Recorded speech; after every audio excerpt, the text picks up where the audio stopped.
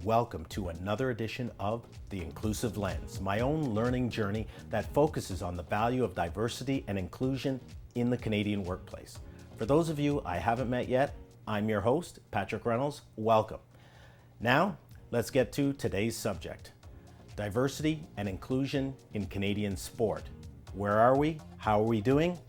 To help me with that, let's go to our next guest on location in Mississauga. Hi, my name is Mark Mckoy. I am the Olympic gold medalist from Barcelona in 110-meter hurdles a few years ago, 1992. The thing about sport I find is most people are inclusive. You don't see, people who are in sport being bullied or like you get into good group. It doesn't matter what race you are, in general. Thinking back, the only real experiences I've had with exclusion or inclusion for that matter comes from our own country, in our federation as an athlete. I managed to talk to a guy named Ronaldo Nehemiah, from those of you who follow, again, track in the early days. He was a world record holder in hurdles. So I thought to myself, well, if I want to be the best or as good as I can be, I need to talk to people like that. So I just went up to him and asked him, and I said, what do I need to do to be the best? And he actually sat down with me for an hour and went through his, these are the things that I do, these things you need to do.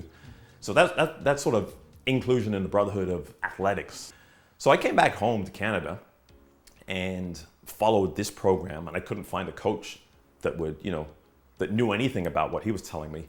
So the Canadian Federation actually said, well, you have to have a Canadian coach. So they actually stopped my funding for years because I wouldn't conform to the way we did things up here. From that 1 hour conversation I had with the world record holder, I went from nothing to Commonwealth champion, Commonwealth record holder, and 5th in the world in 1 hour in less than a year. And eventually they did refund.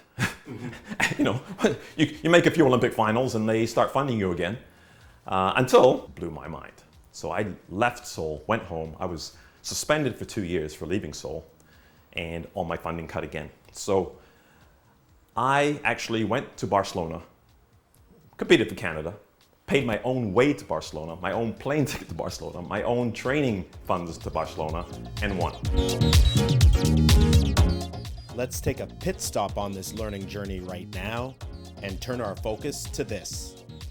I think you got to find your passion for whatever it is. Again, I don't go through that, inspirational speech type thing, but right now, my passion and things, I get up every morning. I have this routine so these are my non-negotiables. So I have a night routine, I have a morning routine, and I get up feeling great every day. I get up at 5:30 and I go through podcasts and which things that interest me. Right now, and I've been telling this to people for years and years and years, is health and nutrition. This is the most important thing. I speak a lot of business and corporate gatherings, and we're always fighting about, the two things that people are concerned about is health and wealth. Right. And I always say, well, your health is way above your wealth. It's your number one thing that you should be concentrating on. Most of the athletes that I see, and I work mostly with hockey players because this is Canada, they don't have a master of fundamentals of just movement. And they're trying to, do heavy weights and they're trying to do sprinting and all. You can't even walk. You gotta learn to walk before you can run. So I think, in general, you need to have a diversity. Whatever interests you. I don't care what it is. Just move. Playing in the playground. I was outside playing in the playground all the time. Monkey bars and jumping from things and all these things you're not allowed to do because you might hurt yourself. Those are the things we need. That's the foundation of health. Just movement in general. What have we learned on this journey? Here's my final takeaway. Thanks again, Mark, for your insights and your time. My takeaway, we have a lot of work to do when it comes to diversity and inclusion in sport in Canada. We need to take the example of success stories like Mark and go forward and try and be better. And we can, and we will. Thanks for tuning in to another edition of The Inclusive Lens. Until next time, see you later.